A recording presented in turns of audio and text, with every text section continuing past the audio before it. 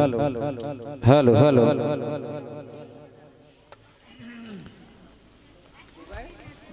कछु सोहरन की मांग भी हो रही है। एक गाना की मांग हो रही थी हमारी माताएं बहन की, तो वो गाना सुना दे में, अब तो वही गाना हो जाएगा। है भूगन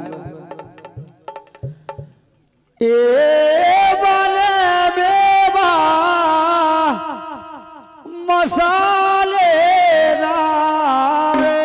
राधे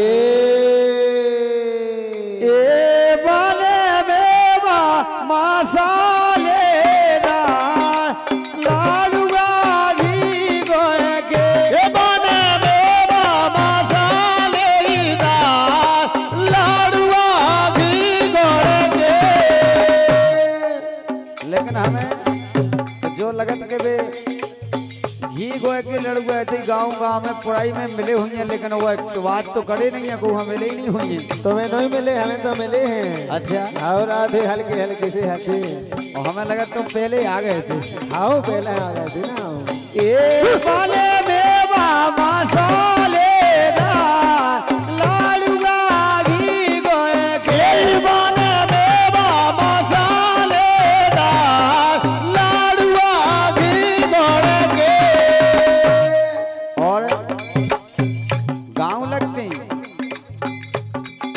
खटिया के घेर के सासों फिरते हैं, खटिया के देर देर सासों फैलते हैं। आओ लड़ुगन के लाने। अच्छा, आओ के मुँह एक ठोले मिल जावे, क्या उन्हें नहीं मिले हुए खावे।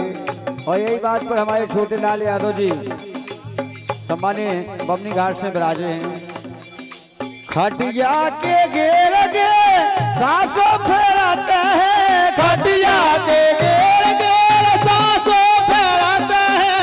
सासों फिरते हैं, सासों फिरते हैं, सासों फैलते हैं, सासों फैलते हैं। और कहती हैं राधे राधे ये मोए यादो सो लड़ूगा खवा,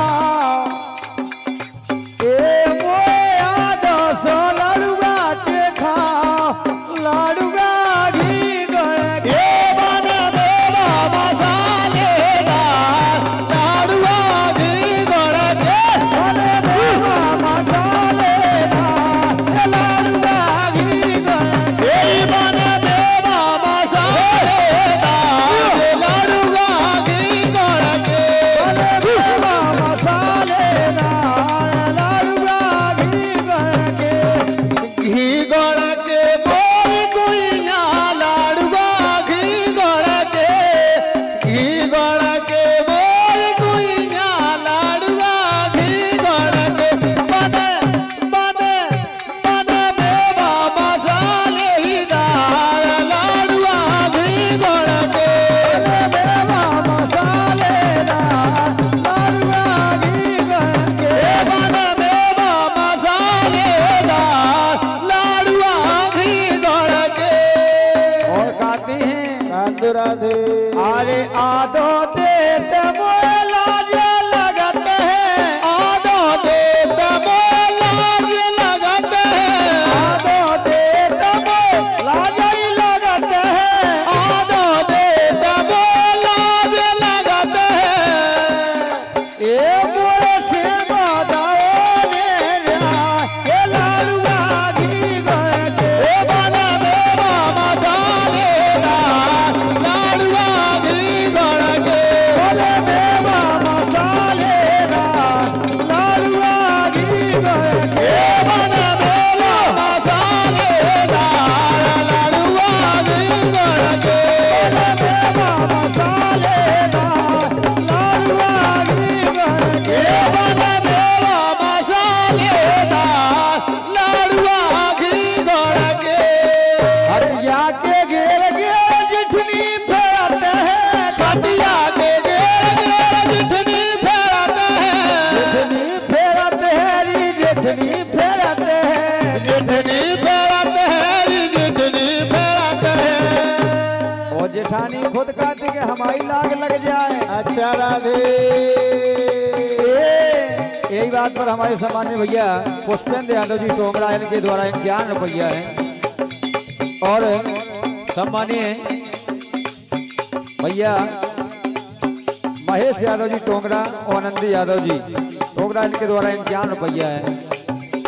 एरी बोद सोलरुआ के खाओ लाडुआ घी गए के बने देवा मसालेदार लाडुआ घी गड़ के बने देवा मसालेदार लाडुआ घी गए के बने देवा यही बने देवा मसालेदार लाडुआ घी गड़ के और राधे आदो दे मोला जई लगत है आदो दे तमोलाज लगत है राधे।